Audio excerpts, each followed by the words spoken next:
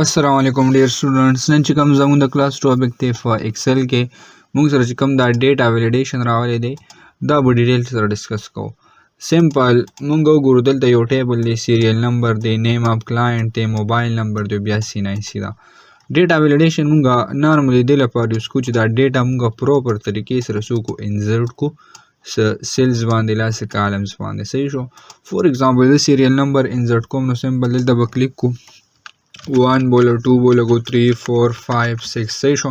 دا زموږ سره راغلی سیریل نمبر راغلی. اوس موږ دلته وګورو لیکلی دی نیم اف کلاینټ څه لیکلي نیم اف کلاینټ دی، موبایل نمبر دی، CNIC دا. اوس که دا نیم اف کلاینټ زه انسرټ کوم دلته موږ کلیک کو که نه دې ځای کې زه کلیک کوم او دا نیم اف کلاینټ زه انسرټ کوم څه لایک زما انسرټ کو احمد، نو دا احمد خو ټیک ته خو که په بای مسټیک موږ نه داسې چلو شي که زه 1 2 3 کې فور ایگزامپل موږ انټر کو نو دلته موږ سره څه دا ډیټا ویلیډ فارم کې انسرټ نه شوه.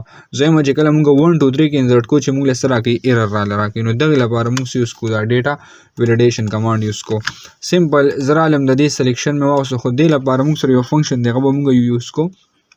زه رالم دلته موږ ولیکلو لایک ABC موږ لیکل داسې که زه دلته کلیک کوم ولیکم ایکولز ټو اس ټیکسټ دا یو فنکشن دی د دې په هیلپ سره موږ څه کوو دا ډیټا لګو چې ما سره ټیکس نو ټرو به راکوي او که نه ما سره څه نمبر وي نو څه به راکوي فالس به راکوي. فور ایگزامپل زه رالم دا مې داسې کو 3 مو لګو نو دلته څه راکوي فالس راکوي، نو په دې فارمولا باندې موږ څه کوو دا ډیټا لګو. ها سمپل د نیم اف کلاینټ سلیکشن به والو چې څونه لګولو که د ټول لګول نو د ټول سلیکشن به راسولو که نه څه خاص ځای پر لګیا نو ما صرف د دې سلیکشن واغوستو. دلته به راشو ډیټا ویلیډیشن باندې به کلیک کو او کلیک به کو دلته څه باندې کسټم باندې. صحیح شو. زه ورته یم دلته ما سره کالم سره بی دی 1 نمبر رو ده، زه ورته یم ایکولز ټو که چېرې موږ سره دا B1. صحیح شو.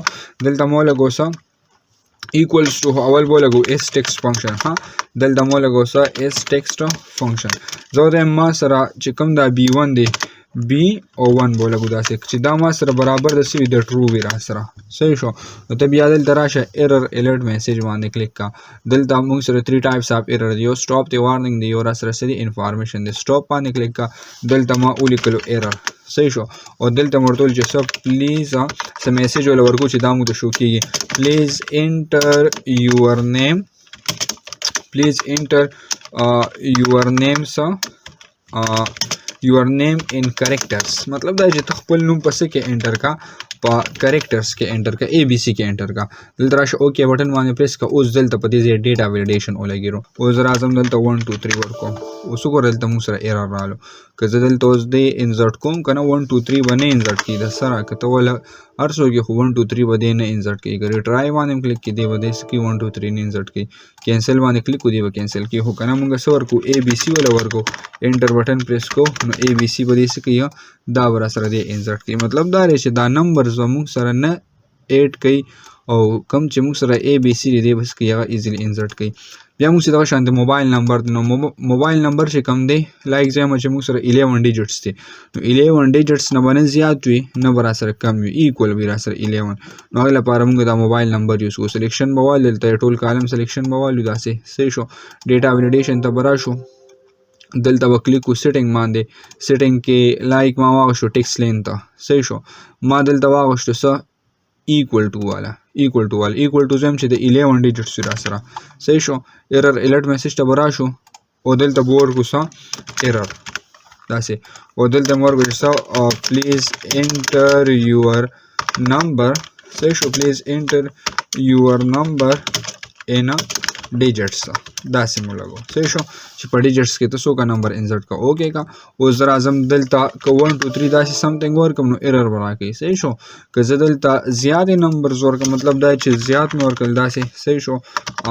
داسې زیات نمبرز مې ورکړو هم به م ایرر راکوي. چې زه ولې 11 نمبرز ورکړم هلې به موږ له څه کوي هغه به انسرټ کوي. لایک دلته ما ورکو 1 2. صحیح شو.